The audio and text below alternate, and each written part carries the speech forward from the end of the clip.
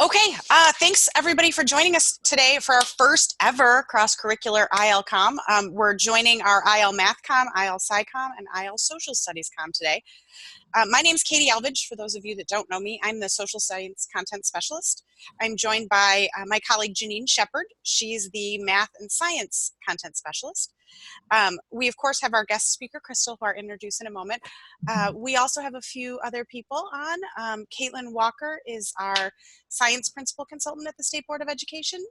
And Samantha Leave, did I get your last name pronounced correctly? Is our Math Principal Consultant at ISB. So thank you all so much for joining us today. We're really excited to be able to have Krystal here with us. A little housekeeping before I kind of formally turn things over to Krystal. If you have a camera, we'd love it if you'd turn it on so we could participate with you and kind of have a fully authentic conversation. You're absolutely, I would assume, encouraged to ask questions and engage if you have questions for Krystal as she's speaking. If you know you have a lot of background noise, or for example, I have a lovely tickle in my throat today, I'm going to mute myself unless I have something to say so that hopefully you don't all have to hear me coughing into the microphone all day. But otherwise, if you have some weird feedback, please don't be offended if we mute you for just a little bit, but please feel free to unmute yourself if you have something that you'd like to contribute. We'd love to hear from you. The other thing is, if you wanted to change your name or your view, in your little video feed, there's 3 blue dots. If you click on that, you can always rename yourself if you need to, like if you showed up as a neighbor, if you logged in on a different computer or whatever, just so we know who you are, if we want to be able to have a conversation. What else do I have for you today? Our other disclaimers, of course, any discussion here that we all have is not an endorsement by ISB or ISU. We're just providing a platform for everybody to share their ideas. In the chat window, I know Janine has already pasted the link to the pre-survey for you. We'd love it if you would take just a moment here as we get started to take those. There's just 4 short questions for that. And then, oh, thank you, Janine. Lovely job. Okay, let Krystal here switch over.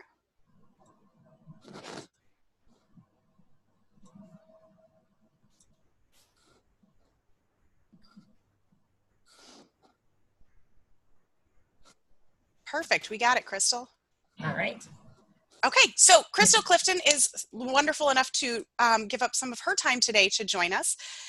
Krystal, I'll let you give a little bit more background about yourself, but you're currently teaching 4th grade in the Kankakee School District, and she has lots of great ideas to share with us about creating a positive classroom climate. Krystal, do you want to introduce yourself a little bit more? Sure. I teach in Kankakee School District, and I've been here for 20 years, so I've been here for a long time, but of course I've seen change in population over the last 20 years, so just hoping to share some things that have worked for me as kids and families and things are changing that helped create a positive climate. So a little bit about my schools, if you're not familiar with the area. The strengths of our district is we have a diverse population, which is great. We have so many different ethnic groups and socioeconomic groups, and we just have a diverse population of students and staff. We have diverse programming. Our district is really good at investing in things that are new and really paying attention to research and those kinds of things. And we have an incredibly dedicated staff. I work with people who are just amazing people. But we, of course, have challenges, too. So we have a high rate of poverty. 100% of our kids get free breakfast and lunch. We also have a couple of buildings that offer dinner as well. Because of that,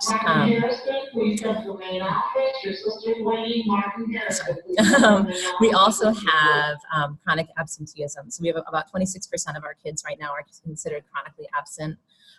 So you can see there's obvious issues with that. And then we have a high rate of mobility, kids moving in and out often throughout this school year. So those are things that present challenges for us. But I'll get started right away. One of the things that I like to do before school starts is really get into contact with the families to kind of create that excitement before they come to school. It's not always possible to do that. I know that probably everyone across the state like me gets kids on the first day of school or the second week of school or the third month of school. But as much as I can, I like to communicate with families before they get there. So I send the kids a letter in the mail, and I put a picture of the letter there on the screen, and I send them a little section of labels that has their name on it. And I list in that letter just like, there's 5 things I want you to be really excited about this year. We're going to take this field trip. We're going to do this project. We're going to do this. So that hopefully they come to school, they're excited before they actually meet me. The labels that I send them, I don't know if you can see in the little circles there, but it says class of, and I think my class right now is 28, if I'm remembering correctly. So I really want to focus on the idea that these kids are headed, like they're going to graduate, and this is the year they're going to graduate. So every year I ask them, did you notice what was next to your name on the labels? And almost always that's 100%. I have no idea what that's about. And so we talk about that's your graduation year and the future and those kinds of things. So I send that to the kids, but I also send a separate letter to the parents because, of course, I want to connect with them just as much as I want to connect with the kids. And with the parents, I introduce myself, give them a little background, and tell them what to expect for the school year. Both groups get a link from me for a survey that I do on Google Docs, so they have some questions on there, so I can learn a little bit about the kids before they get to school too. So, Google Forms is really nice with kind of getting all that information together for me, and they can answer those questions. And so before they come, I know what their experience has been prior to 4th grade. Has your school experience been great? Has it been awful? Those kinds of things. So I get the parents' perspective and the kids' perspective, which are often very, very different. So for example, almost every single parent says my kid likes to learn hands-on. And a lot of times the kids do not agree with that. I like to read about things, or I like to write, or I like to draw, those kinds of things. So it's interesting to have both surveys side by side and kind of get a better picture of the kids that are coming to me. It's also really helpful because if I have their interests in front of me when I'm planning that first week of school, I have a lot of leeway, obviously, the first week of school. I can pick the things that might interest them, the articles we're going to read or the activities we're going to do, those kinds of things. And it is interesting to me that a lot of times each group of students has a kind of common characteristic. So one year I've got all these kids who are into nature and into animals and everything, and the next year it's a totally different group of kids. So that's good for me to know before they ever get to me. So once they actually get there, I have a couple of things that I want to have in place every day that hopefully will convince them that school is a fun place to be. It's a place they want to be. Like I mentioned earlier, we have chronic absenteeism, and so it is definitely my goal to get kids here. And a lot of times that takes convincing on the kids' part. The parents are saying, you need to stay home, I'm sick, you need to stay home, this is happening, and it's the kids that say, no, I need to be there, which again takes a lot. So I have this little frame, if you can see on the side there, it says 16 days till hatch, but it is on my counter every day of the school year, and we are constantly counting down to something. So this picture actually came from the end of the school year when we were hatching chickens and ducklings, but we are always counting down to something, and it is never a school break because that kind of defeats the purpose of counting down to things.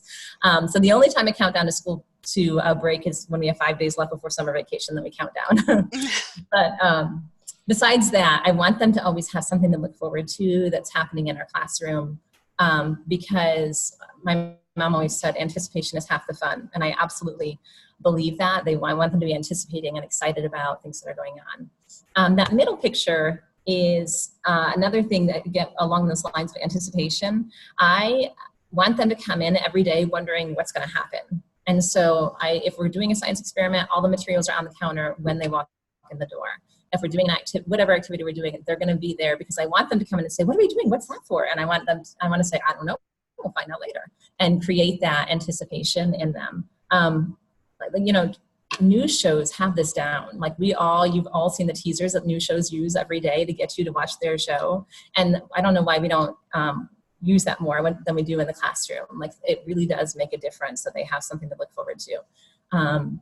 Specifically kids who are struggling outside of school, I love to have something looking forward to at the end of the school day that gets them through, like, okay, this is worth it. I'm going to work through, and I have this thing to look forward to.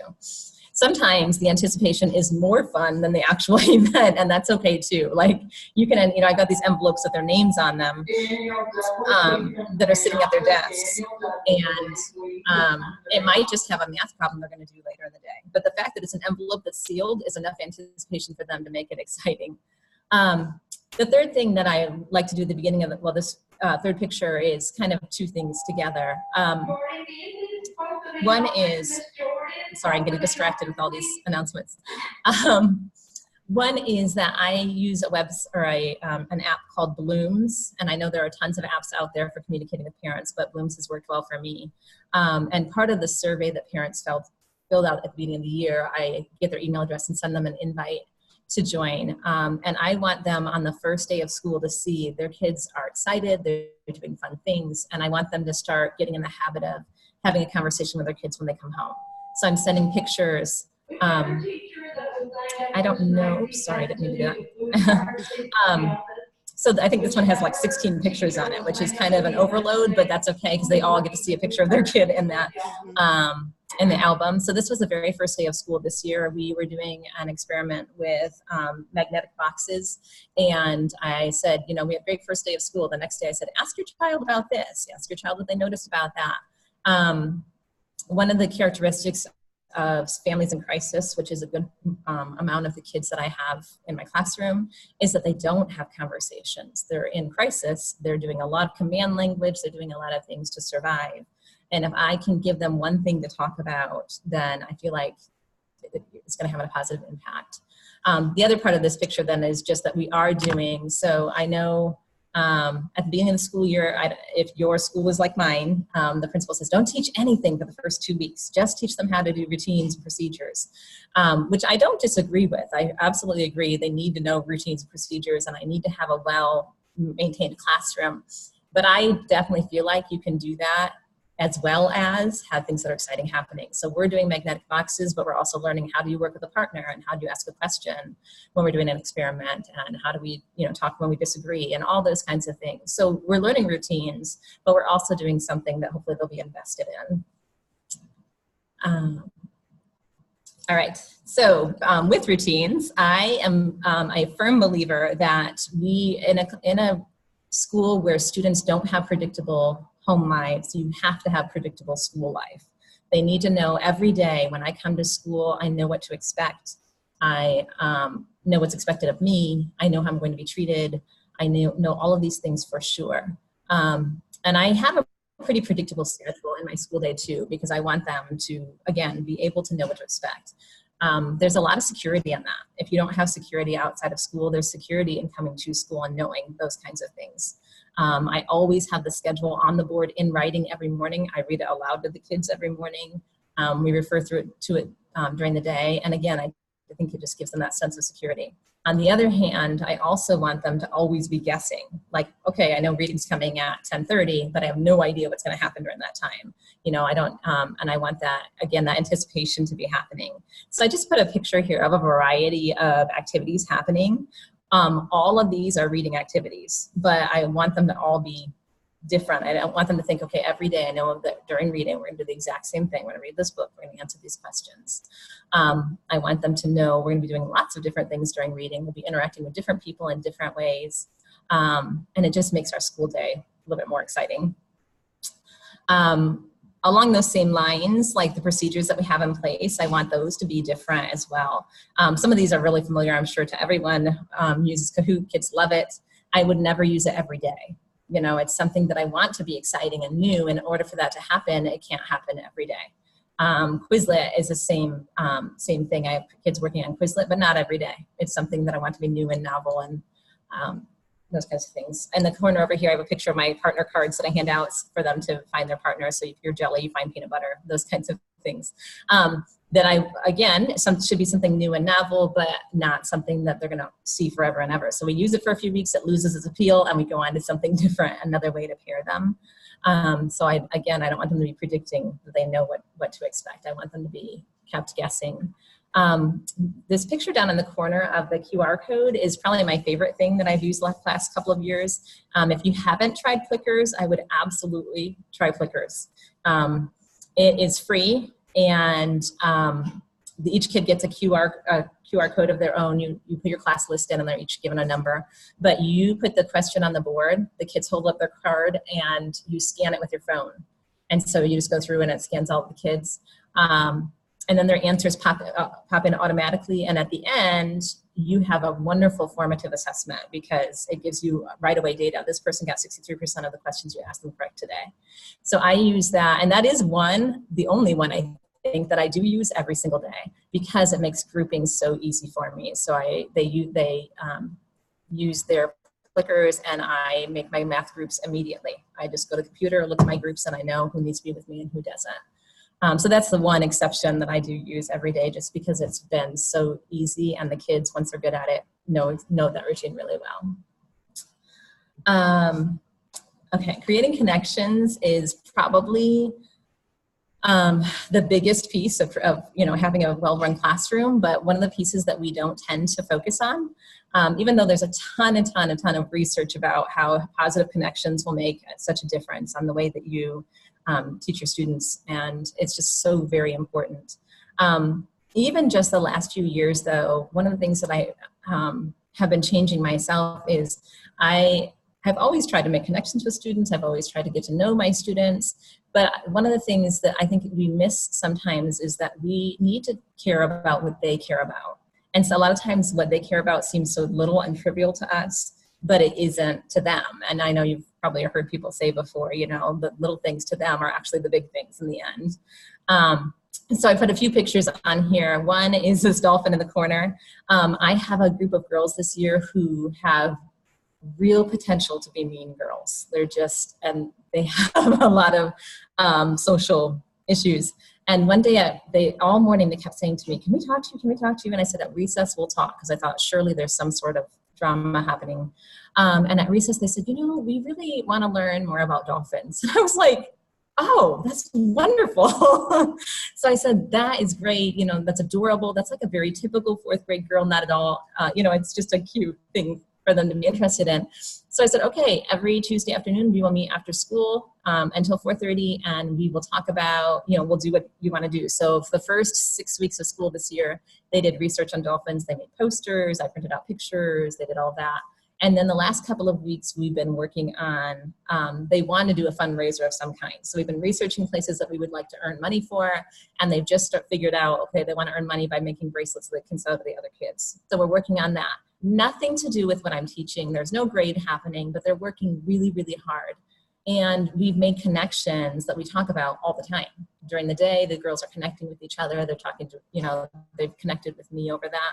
So it was, it's a silly little thing, but it makes a huge impact on the way that I can relate with those girls. Also, their birthdays. Again, it seems silly, but it's such a big deal for them. I mean, when you're 9, your birthday is a really big deal. And so at the beginning of the year, I asked, obviously, when their birthday is, but also what their favorite candy is. And at the beginning of the year, I just go to the store and buy all the different candies that they choose, which is time consuming because I just now last week found these gold chocolate coins that one of the kids wants. But so it takes a little bit of effort, but it's absolutely worth it. I put their birthdays on my calendar. And when they come in, I have their birthday snack and a little decoration on their desk. And I want them to know, before, kids would come in and say, oh, it's my birthday. I said, oh, happy birthday. And I thought, well, that doesn't show that I'm invested at all. I didn't even know it was your birthday. You had to tell me. Now I've got it on the calendar. When you come in, I'm saying happy birthday to you a week and a half or a month before then. I have it on the newsletter that your birthday is coming up. So this thing that's really important to you is also really important to me. And it's, it cost me $30 to buy the candy, and it's not, a big deal, but it does make, I think, a big deal to them. In the middle, I put sticky notes because I am incredibly forgetful. And even though I try to be really involved in what's happening in their lives, there are a lot of them and I forget. So I constantly have sticky notes that are sitting on my desk because I want to know about the events that are happening. So right now I have 2 kids whose moms are having babies, and I want to make sure to ask them about that and, check on that. I had, 6 or 7 boys who were playing football until just recently. So I wanted to ask them about their games in the weekend. I had several kids who were playing soccer. I want to ask them about their games. I had a girl who had a cheerleading competition last weekend. So just all of those things that they tell you in passing that are really easy to forget if you don't make a conscious effort to remember.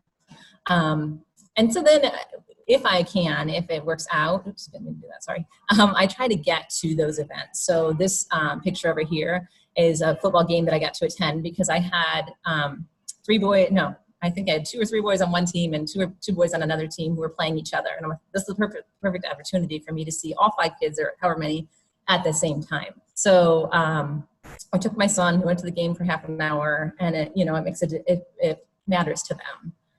Same thing with the cheer competition last weekend. I took my daughter. We watched her cheer and then came home. But it's a connection that we have then and talk about. I posted on Blooms, show everyone else, this is something exciting happening in this child's life. It's something that matters to them and matters to me.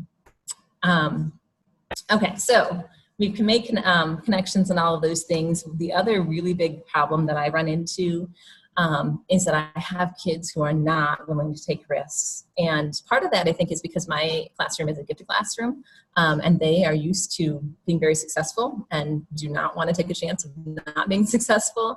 But I also think it's just a characteristic of people in general. We don't like to fail. And so a lot of times that's what, so instead of failing, we just don't do it at all. In fact, I just had a student this afternoon that I was talking to about that. So at the beginning of the year, our first reading, one of our first reading assignments is I give every student an article about a famous person. So I have 40 different articles so that everyone gets a different one. And we talk about, so when they read the article, I don't ask them to look for their successes because we already know that. They're pretty well-known people. Like here we've got J.K. Rowling and Walt Disney. So they know their successes, but I ask them to make a list of their failures. And we talked about how fail can stand for first attempt in learning. Like I can fail and that's my first try. And that doesn't mean I stop, like I keep trying. And we spend a lot of time talking about what would happen if these people had stopped when they failed. We talk about Dr. Seuss. I think his is one where he got rejected 24 times or something.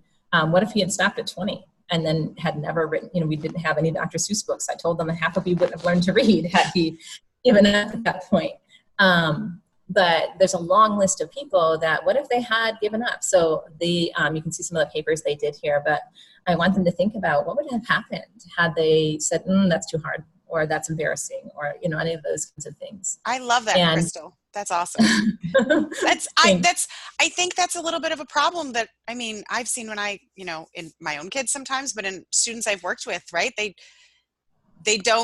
think if they get it wrong the first time, then they're sunk, right? So yeah. I love that you put a big emphasis on this conversation because I think that needs to happen more often. I think our kids need to know that it's okay to not get it right the first time or do what you intended the first time, that's okay. So I see Janine said this is one of her favorites. This is one of my favorites too. I love that idea. Sorry to interrupt you.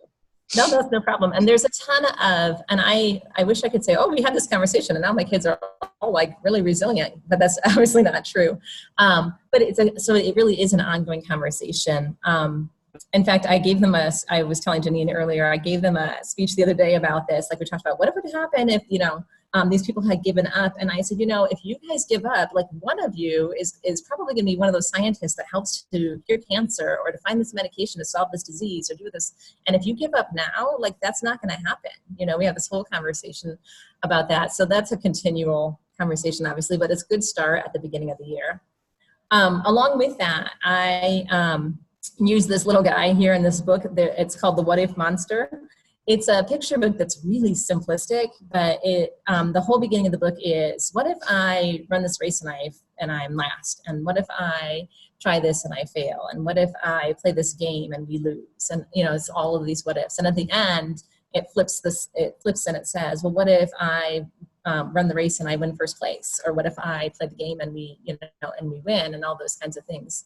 And so this little what if monster is sitting on my counter and by the place where we do math, because that seems to be a place where I often get kids giving up. But we talk about that a lot. Like, what's going to happen if you get this math problem wrong? Like, is anyone going to die? Are we going to be injured? Like, is there anything terrible that's going to happen? No, like it's okay for you to get it wrong and try it again and do it more than once. All those things are okay. So I want them to really work through that piece of resiliency. I see Loretta said that she talked about doing a lesson on the power of yet, which I think is kind of a similar idea, that resiliency mindset idea. So I know that this is not probably on all of our minds. It's something, there's not a, you're right, it's not a magic fix. The first time you do the lesson, I'm sure it doesn't magically solve it all, but being Yeah. able to refer to it and remind those kids of that, and the monster is adorable that they can look at that and remember the lesson, right? You know, Yeah. as they go through. So what a great, yeah, what Yeah, great tools. absolutely. Absolutely. The other thing I want them to focus on is having that optimistic view of things. I know when I was working on my master's, we talked about students who are optimistic versus students who are pessimistic and how it really impacts their success. So we do this paper every day at the end of the day, and some of it is just to show parents what they worked on for that day. So things that we worked on in math and science and social studies and language arts. But and then we do their little to-do list. But in the middle there, I ask them to tell me the best part of their day every day. So I want them to leave the end of the school day with a positive thing. So maybe not everything went well today, but I want you to give me the best. So the sentence in the middle there is, the best part of my day was, and then they complete that sentence. At the beginning of the school year, I'll have kids that say every day, the best part of my day was recess, or the best part of my day was lunch. Which I accept for several weeks, and then I don't anymore. But I also work with sentence structure while we're doing that. So the best part of my day, now we're on complex sentences. The best part of my day was because, and I finish that sentence. But I, again, just want them to focus on that idea of looking for the positive and not always focusing on the negative. So I've had, students who at the end of the day are upset for whatever reason, and they'll say, there was no good part of my day, or they want to write the worst part of my day, which is not an option. So you can always find something good. So we talk a lot about that too. Like there's always something good if you're looking for it. So the other thing that I think is really important is that kids have authentic experiences in the classroom. A lot of times we ask kids to pretend something. So pretend you're a scientist, pretend you're, whoever, which I don't think is all bad, but I would much prefer to have them do something that actually really is real. So there's two examples here. One is a writing assignment. So the story of Harris Burdick may be one that's familiar to people, but it's the book is 15 illustrations. And the story at the front of the book says that there was a man who drew these illustrations and brought them to a publisher and dropped them off, and then he disappeared, never to be seen again. And so the kid's job is to write the stories for those illustrations that were left. And so it's just a fun way for them to be really, I have like a real purpose for writing the story, and they're usually really good and creative. The illustrations are amazing. They're by Chris Van Allsburg, so that's always fun too. Another writing assignment we do every year is a persuasive writing assignment, and I have two students choose something that matters to them. So it could be, a lot of times it's I want a phone, or I want a puppy, or those kinds of things they want to write to their parents. But other times I have kids who I want to change something in the community, or I want a law to change, or I want something like that, which is so neat when you have a 9-year-old that's thinking about things other than themselves. So they write letters to whatever person it is they've chosen, and we spend a long time on that letter writing process because they have no idea how to write letters. But then we mail those to the people that they wrote to. So I've had lots of kids write to the president. I've had several kids get responses from the president. I mean, it's a pretty form letter, but they get a response, which is an amazing experience for them. A lot of my kids write to our superintendent because we wear uniforms and they don't like that. And of course that rule has not changed, but she comes every year and talks to them, and that she takes their letter seriously is a really big deal. This example, the picture here, is one of my students wrote to the mayor and said he wanted there to be a stoplight in front of our school. And that was 3 years ago, but it actually just happened this last spring, where the governor came and they got a grant and they are putting the stoplight in front of the school. So it's an amazing way for them to see, okay, as a 9-year-old, you impacted our entire community. This is going to happen. Our school's going to be safer. That's so awesome. As a social studies nerd, I love the civic action that those kids, and you said, they don't have to necessarily do that, but what a great opportunity that if they have a passion about something, they can see that they made an impact at 9. That's awesome. Like, yeah, I love that project. Great. Yeah. Thank you. Well, and it was really fun last year when the governor came, because this student was a 6th grader at this point. And so my 4th graders went out and met him as well and got to see, they were just working on their projects. Cool. They got to see, look at the impact the student had. It took 3 years, but yeah. Yeah, eventually, yeah. It Yeah. would take a while, but that's okay. Well, and kudos to your superintendent for coming to explain the uniform thing every year. Yeah. I love that they're engaged enough to make sure that they clarify that for the kids. That's great. Yeah. And it's good. So other authentic experiences, this last one is a social studies one we do every year, where the students create a museum for the other students in our school about whatever topic. I think this one was westward expansion. So they have a topic, and we're obviously all learning about that topic, but then they pick something that they're going to specialize in, and they create a museum exhibit. So the museum, the exhibit has to have something 3D, something two-dimensional, and then obviously something written as well to teach the people that come through about whatever their topic is. And it's so funny because when we do this one, all of a sudden social studies is everyone's favorite subject, but it really is a lot. It gets them so much more invested than if we were just answering questions from a book or anything like that. So, and it also puts a good deal of responsibility on them. Like, these kids are coming through, and you're responsible for making sure they know the information that that we want them to. So that's a lot of fun. Their parents come as well at the end of the day, and the parents are always really impressed. Like, I can't believe the amount of knowledge that they have on their topics. So that's a lot of fun. On the right, is a science assignment, but obviously could be used for other assignments as well. My students do a news show each year, and so this one was on sources of energy. And I used to do this in my classroom with like a video camera, but I've found out that there was a new studio at our local college. So the kids, they each write their own report on, so I've got 28 different topics. They each write their own report on their source of energy, and it's like a 1-minute report, but we watch news shows and we look at what should a news report look like, because that's different than writing a paper or an essay, for class. It's going to look a little different. And then you can see I have 2 anchors sitting there on the couch, so they have a script and they're like introducing each of the topics as they come up. And it's a great experience for lots of different reasons. They're really invested in the science because they're going to use that for that project. But they're also invested in that writing process because they need to sound knowledgeable when they're writing. And while we're on the college campus, we also visit a couple of college classrooms, and we eat in the college cafeteria. And for a majority of my kids, that's the first time they've ever visited a college before. So at the end of the day, they're always like, oh, I'm going to college. This is like so much fun, And then I don't know if I can click and show you. Let me see if this shows up on your screen. Is that showing up the video? Yes. I'll show you a second of it.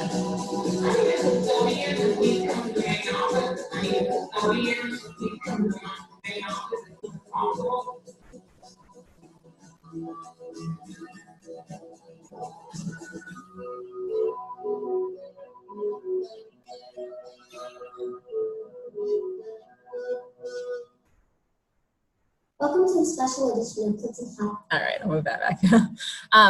But he makes, oh, sorry, that did not go to the right place.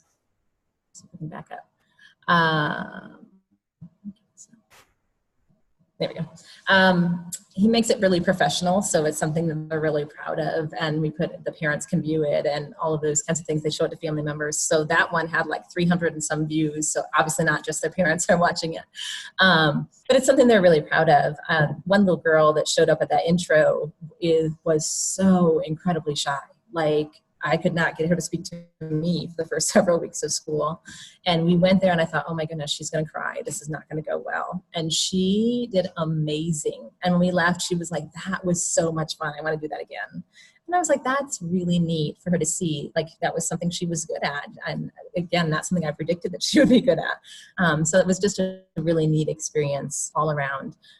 But most importantly for both of those is just, to me, that they're invested in what they're doing, because we all know we work harder when something matters to us than if it doesn't.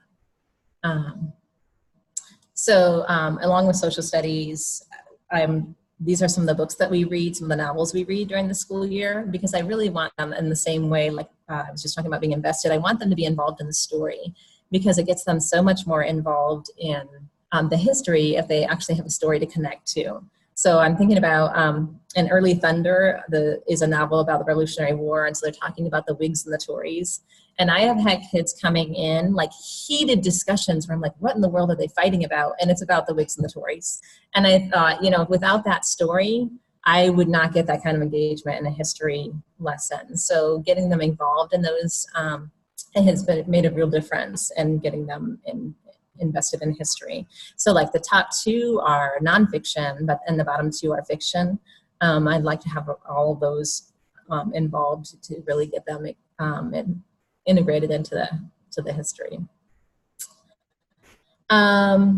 The other thing I really want to make sure that I do is provide choice for them. And again, as an adult, I know that choice is very important to me. It matters to me that I can make choices. And so I want that same thing to be true in the classroom. There's lots of ways to provide choice, obviously, but one of them is I've been investing the last couple of years in flexible seating. So this top picture, the top left picture there is one seating option for them. They can read there, obviously, but I have kids working there all the time. The benches are just big enough for two people to sit next to each other and work together. So they're there a lot. Down below, I have the tall tables that are like the favorite place to sit. And so students are, working there. In the top right corner, that is my meeting area. So I kind of made stadium seating there. So we got tall tables here, and then you have benches. We have some kids sitting, and then some kids sit on the carpet. So whenever we're doing a whole group lesson, they come and choose one of those places to sit. But it's amazing how much that choice matters to them. This year's group lost that privilege for a while. Like I assigned spots in our meeting area because they didn't earn the privilege. Which was also a good thing. Like having the choice, it means you can also take it away if someone hasn't earned that or doesn't, show responsibility with that choice. So they've worked really, really hard to earn it back. Right now, they have no choice in the morning and they get choice in the afternoon as far as when we have whole group lessons. But it does, having that choice matters to them enough that they're willing to change behaviors for it. This table I got in the bottom corner there, I just got this year, and it's just a coffee table, and they have little seats there that they can sit on around that table. And I love the way that groups work around that little coffee table. They're like all in working together, and it's just a great place for them to work. But I don't want them just to have choice as far as where they sit. I want them to have choices in a lot of ways, like how are you going to show me you understand this concept, or how are you going to show me you know this topic? And so, are you going to write about it? Are you going to draw about it? Are you going to talk to me about it? I want them to have some choices about that too, which is not always feasible. I mean, we have to do some typical paper pencil tests and all those kinds of things. But when I can, it's always great to be able to offer them a choice of what they're doing there. And just like, when they're writing letters for persuasive letters, it's very easy to provide a choice there. You can write to anyone you want to, as long as you're going to persuade them to do something. Those kinds of things, again, help, I think, kids to be invested in what they're doing. Okay, so along with choice, we talk about students who are not making the right decisions, and it's just as important to me to have them accountable for the behavior as it is for them to have a positive view of school. So at the very beginning, we talked about having a predictable routine, and they need to know every day when they come to school that they don't have to be worried. People aren't going to make fun of them. People aren't going to be mean to them. The classroom is going to be a calm, quiet place to be. It's not going to be chaotic.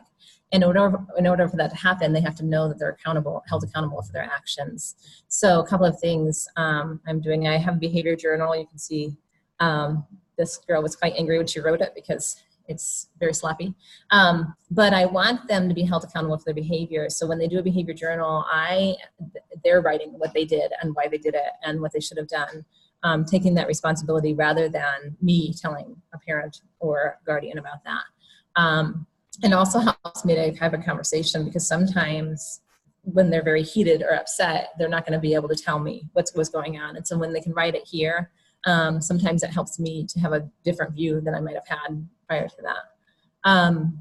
The other thing I'm holding them accountable for this year, this is the first year my students have had the capability of checking their own grades online. And so we do that every Friday. I give them the sheet and they go online, they check their grades, and they write notes about, good or bad or what was going on, and kind of make a plan for the following week. So I want them to have ownership of that too. Like, I think The younger the kids are, the more they think that the grades magically fall out of the sky and they don't know where they come from. So I really want them to be looking at where their grades come from and how they can impact their own grades. Okay, and this might be the very most important thing to me. I think this is the last slide. And that is teaching them how to reestablish relationships. I want kids to know that things can go wrong, and it kind of goes back to that whole idea of failure. Things can go wrong, and that doesn't mean it's over forever. Like, so I have two pictures here. One is of the sunrise. I don't know if that's sunrise or sunset, but we're going to say sunrise. Because every day is a new day, and I don't ever visit what happened the day before on that new day. And that's really hard to do sometimes when you leave a kid on Tuesday and they're very frustrated with them, Wednesday morning to smile and act like you're excited to see them. But it's so important that that happens, because they need to know this is a new day, it's a fresh start, and what happened yesterday does not have to impact what happens today. Now, that doesn't mean there's no consequences. I'm going to smile at you and act happy to see you, and you might still go to in-school suspension if you were doing the wrong thing the day before. But I'm still going to show you that I still care about you. Like, nothing has changed as far as I still care about you. We still have a relationship, even though you're serving a consequence for something that you did the day before. I also want them to know how to repair a relationship. So I want them to know how to say, I'm sorry. And I want them to know how to accept an apology. So we'll do that a lot. And especially if a student has been publicly defiant, we'll talk about that. And I'll say, okay, when we go back into the classroom, you're going to say to me, I'm sorry. And I'm going to say, that's okay. And everyone in the classroom is going to know it's all better. Like, this is over and we're moving on. So I do want them to show evidence of that relationship can be repaired. I've seen this year specifically, kids who have really volatile relationships at home really don't understand that. They don't understand that that you can reestablish a relationship that's been damaged. And so I want them to see the other side of that. You can repair relationships. And I'm going to care about you today and tomorrow and the next day, regardless of how you're acting during all of these days. So that one's really important to me. And again, it just goes back to, you can fail. That's your first attempt. You can make a mistake and we can recover from that. We can come back from it.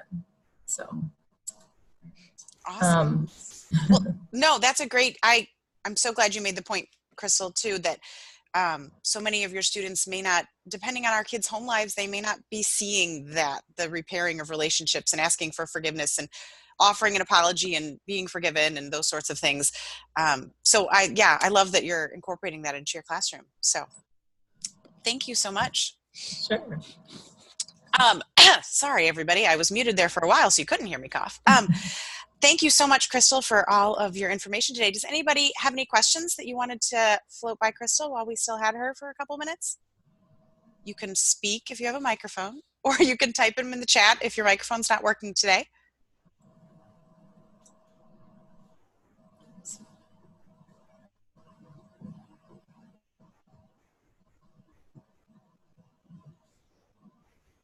Okay. I love how, like, two deliverables that are kind of works in progress with our team totally, like, complement what Krystal has going on in her classroom. Like, we have these restorative practices, cheat sheets or supporting documents. It's all about how to facilitate those restorative practices within the classroom. And what that looks like. So when you have two students that have gotten into a disagreement or a scuffle over something, like, how do you repair that relationship? And it's not us. That's what I love. It's like, how do they repair that relationship? So supporting you as you facilitate that action, because that can be really overwhelming. Like, that can be a very emotionally charged situation to deal with. And then the perseverance that you were talking about, that perseverance, it's one of those things that I hear when I'm talking to math teachers. I hear it everywhere I go, that as soon as a student encounters a problem that they haven't seen before, they stick up their hand and they say, I don't know, I don't get it, I need you to get me started, something along those lines, right? Like they don't even try, they give up before they even access the problem.